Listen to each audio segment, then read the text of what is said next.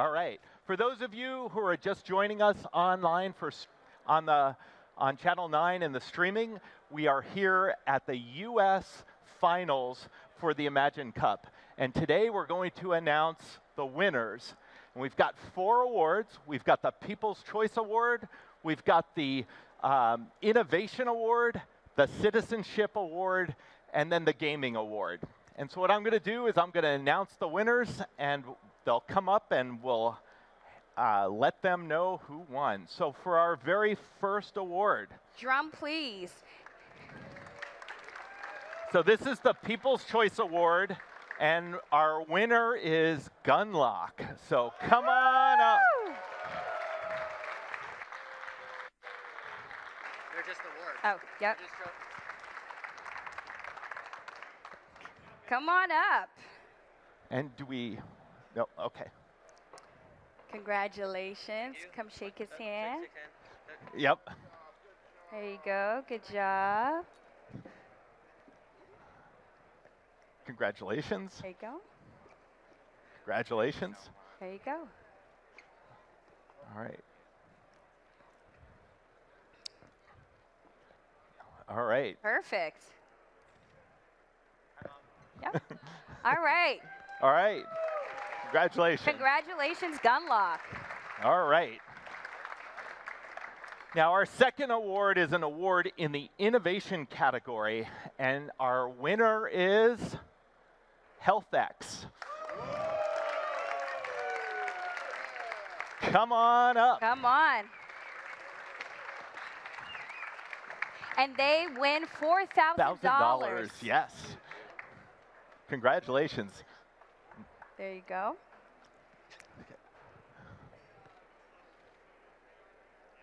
All right.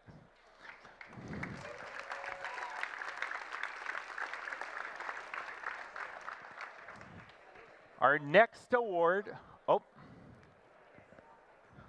our next award is in World Citizenship, and our winner is Bolo VR.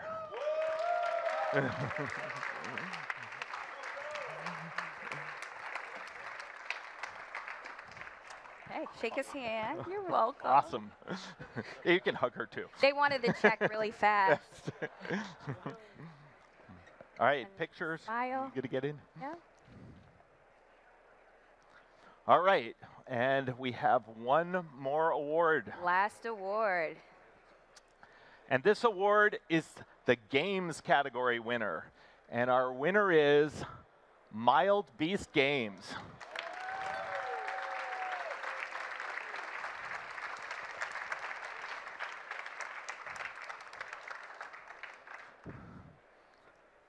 Congratulations. Congratulations. There you go.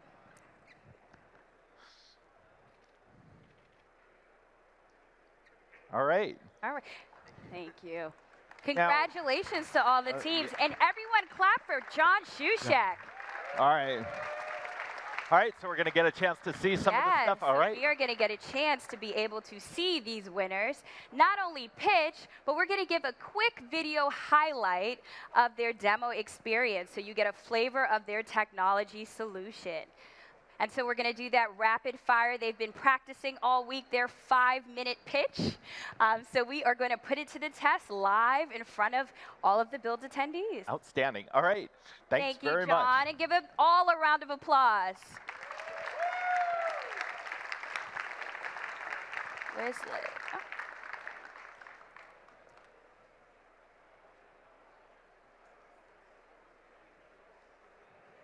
And now we'll cue the video.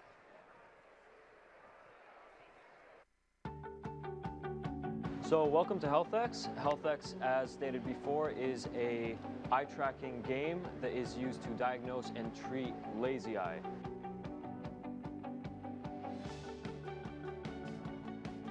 What we're trying to do is basically put this in schools as a screening device and put this in ophthalmology clinics as a diagnostic device.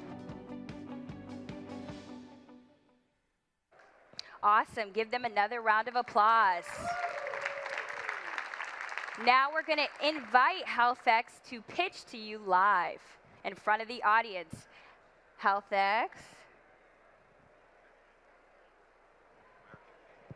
This way is the stairs for you.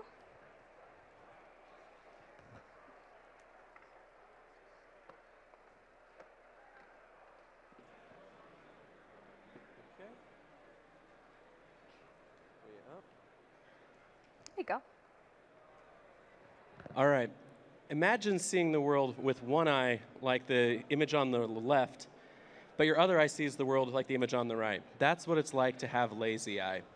We aren't born knowing how to see. It's something we develop as we grow up. If one of our eyes doesn't learn to see correctly, you can get lazy eye. Lazy eye affects 1 in 40 children. To put this in perspective, on average, you will have at least 10 Facebook friends who have or have had lazy eye. If it's left untreated, you can get vision loss, and it gets worse. It doesn't get better on its own. It goes on into adulthood. 50% of all preschool-aged kids who have lazy eye have not been diagnosed. Current treatment method, current diagnosis involves a complete medical examination. Catching it younger is better, but diagnosing a young kid with a complete eye exam that can take 15 minutes is frustrating and difficult to do. Treatment involves patching the good eye and forcing the kid to look through their weaker eye, which is also frustrating, and you have to wear an eye patch for a long period of time. It can be embarrassing. Compliance is low. We want to change that paradigm. HealthX is an eye tracking game designed to diagnose and treat lazy eye. So imagine you go with your kid to the hospital. You let your kid play 5 minutes of video game. 5 minutes of video game can save your kid's eye. That's the future. Imagine a future where a video game can be a doctor. We are there. This is Lily, and Lily is currently using our game in the University of Utah Hospital. That's where we're doing our current client. She's so adorable, and we love to help her as other kids around the world. So our game is fully controlled by eyes movement. So the basic mechanic of the game, you look around the arrows you move, you look at the enemy you shoot. The size of the enemies, the way they move, and the path that they take, all of those are triggers for lazy eye. Once lazy eye has been triggered, we can make a diagnostic decision about the patient condition. This is a tool we're going to provide for ophthalmologists. We're going to be one of the first people to provide a daily update status about the patient's eye for lazy eye for ophthalmologists. We can keep progress of the patient status for what is going on. If it's improving or it's not, we're going to be one of the first. This game has been developed with top medical professionals, business mentors, and engineers. We're so happy for all support we got from University of Utah and Center for Molecular Innovation. So real quick, the market here is actually really decent. If you do a back-of-the-napkin bottom-up analysis, you got 9 million lazy eye cases in the US currently. We're going to charge a proposed $140 fee for a diagnostic procedure. That gives you a rough estimate of about 1.3 billion domestically, which we're not going to get into global. There's a lot of variables. And also, potentially, we can get into other eye conditions. Key takeaways from a business viability perspective: lazy eye diagnostic market is extremely underserved.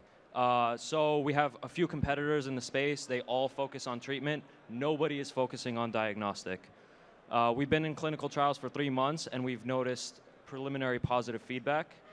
We have 2 primary schools in Utah that are currently interested in using our systems, and they will be the first schools in Utah to use a fully automated software solution for the diagnosis and treatment of lazy eye. Our business model is B2B with a per-use fee, which is a really convenient and scalable business model to have, and we have a small cost of goods sold relative to our revenue, which should mean decent profitability. Through screening, diagnosing, and treating lazy eye, HealthX is restoring vision 1 game at a time. Thank you. Thank you. Give them a louder round of applause. Next up, we have the World Citizenship winner, Bolivar, who will be demoing through video, and then pitching as well.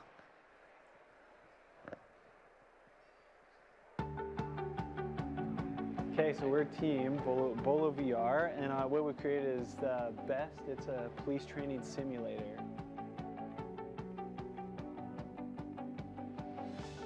And we're heavily focused on de-escalation. Yeah, we're the only police training simulator to focus exclusively on that. It's a serious problem that costs states a lot of money, but also the trust of the people in their communities, and so we want to rebuild that. Welcome Bolo VR to the stage.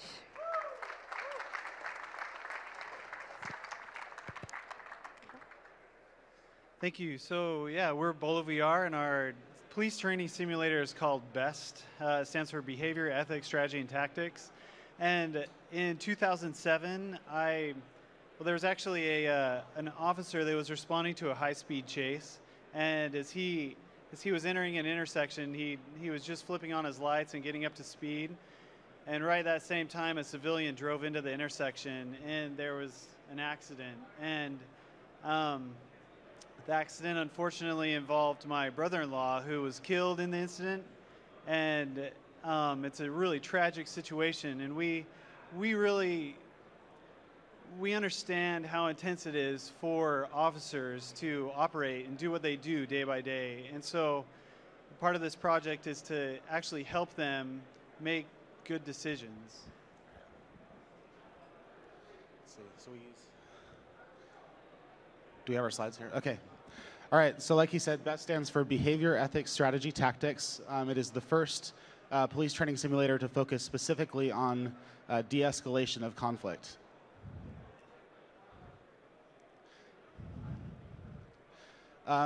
So there are two numbers on the right here that are really important. You've probably heard about incidents in places like Ferguson, but the media hasn't even reported part of the problem, really. There are accounts that have 1,205 American citizens have been killed in 2015 by police officers in the United States. And at the same time, 127 police officers were killed in the line of duty. And so it's just this tragedy that's happening all the time in America. Those people have names, they have faces, they have families. And it hurts those families, and it also hurts the communities that they're in, and it reduces the trust that they have in law enforcement. This shows state by state the number of citizens, the number of officers who have been killed. Every state up here has at least one person who was killed in 2015. California, where we're at right now, had the largest number at 217 people killed, and then there were 6 officers who were killed as well. And not only is there a cost to the state and to the trust and the peace of our communities, but but even financially for our states, it's costing between $750,000 and $1.5 million every time someone dies in one of these situations to go through all the legal cleanup.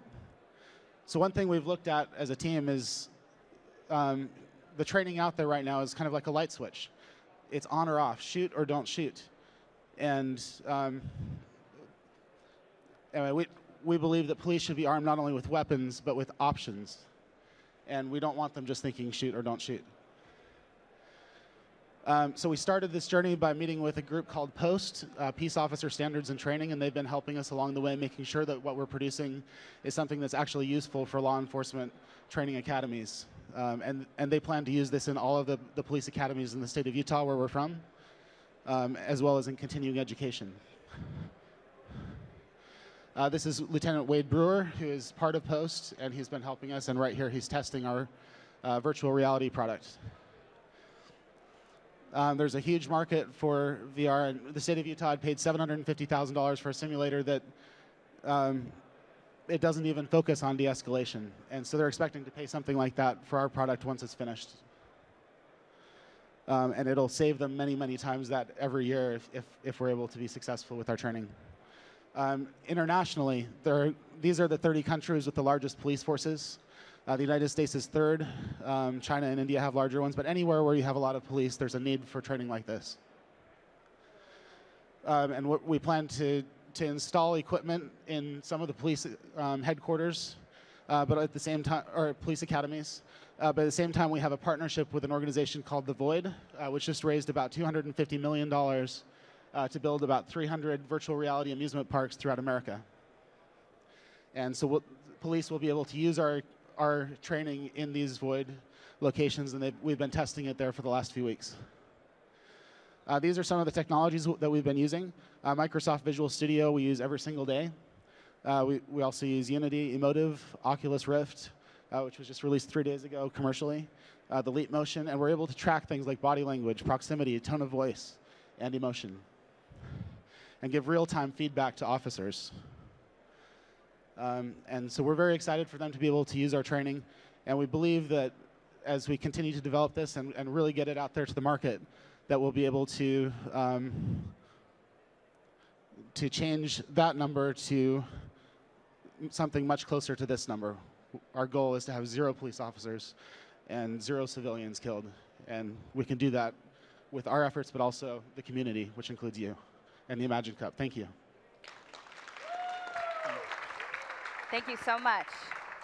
Give them another round of applause. Where's the clickers? And last but certainly not least, we have our games category winners, Mild Beast Games. Step on up.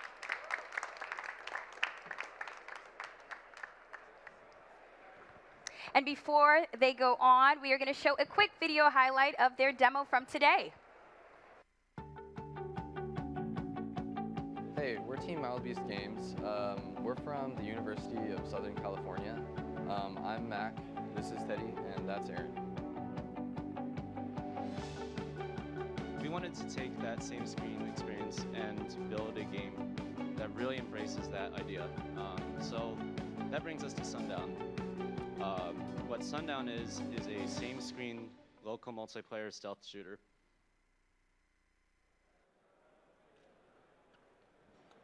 Hi, I'm Aaron Hong, this is Teddy Park, and this is Matt Goldwhite. We're Mild Beast Games, and today I'd like to speak to you about Sundown.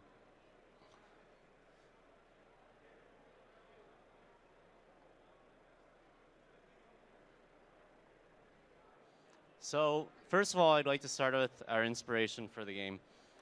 We've all been gamers since childhood, and some of our fondest memories of playing games was with family and friends playing on the same screen, like on the couch, and like getting to talk to people and be in the same room with people. So with Sundown, we really wanted to recreate this experience, and we wanted to embrace this idea of local multiplayer and same screen gaming. So what Sundown is a top-down local multiplayer stealth shooter. So you may be asking, how does stealth work if it's local multiplayer? Well, imagine this. You're playing the game next to your friend sitting on the couch looking at the screen. And in the game, everything is dark. You're using the sword and your friend is using the shotgun. Your friend with the shotgun just fired, so the gun flash reveals where he is. So how are you going to approach him without being seen? You'll probably have to go through the dark and bumble into a bunch of walls, right? Well, actually, walking into walls is helpful in our game, because when you walk into a wall, your controller will vibrate. This lets you know exactly where you are based on your inputs and what the map looks like. So this way, players can be looking at the same screen and know different things about the game. And we think this mechanic is very easy to master, yet it allows for high potential skill cap. So Sundown has a variety of different weapons, each with different playstyles. So let's say that you have a wall in front of you, and your friend is right behind it. So how are you going to get to him? Well, if I take out my revolvers, I can shoot at the wall, and the bullets will bounce off the wall and hit him, even though he's on the other side. Or let's say that your friend is all the way across the map. So how are you going to get him? Well, if I have the rivet rifle, I can charge up my shot, and the bullets can go through walls. So we have a lot of different weapons that can help you play however you want to. We also have many different maps with different light mechanics. So, for example, we have the mansion level, which has lightning that periodically lights up the screen, so you can see everyone in it.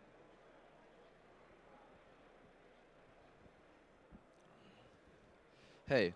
Yeah, so for distribution, we're hoping to release on Windows, Xbox One, and PS4. We've already gone through Steam Greenlight, so you can check us out on there. And we have a working demo on Xbox One, so we're really excited to release on those platforms. In terms of marketability, we feel like our target audience is really similar to some of those favorite games that Aaron was talking about earlier, Super Smash Bros. So we feel like sort of preteens, teens, college-age students will be really in our game. And we've showcased our game at a lot of other festivals, as well as here, and we've gotten lots of feedback from that. Over 1,000 people have played our game. Most of it's been positive, and it's been really great. So I think that's a great sign for the game's marketability. So yeah, some of our future plans is to add online multiplayer and computer-controlled AI bots so that even if your friends aren't over, you can still practice and make sure that you beat them next time they're around. We also want to add more weapons, maps, and game modes so that you can continue to play the game and not get bored of it and still have your money's worth. So that is Sundown. Thanks, everyone. Great job. And just on behalf of the US Imagine Cup team, I want to congratulate all the winners again and all of the participants. Over the course of the past couple of days and the months that we reviewed thousands of applications, we were inspired by all of the finalists here today. So continue to inspire us all. We are going to be there with you 100% to support your journey and building businesses and new technology solutions that really change the way we play, solve problems, and move forward in the world today. Sound good? Yes. And so on behalf of the US Imagine Cup team, I want to thank all of you for attending and viewing our winners. I want to thank all of the folks, both online and here, that voted for these teams, the People's Choice, and our amazing speakers and judges for all of their time and commitment on making this event a success. Thank you all.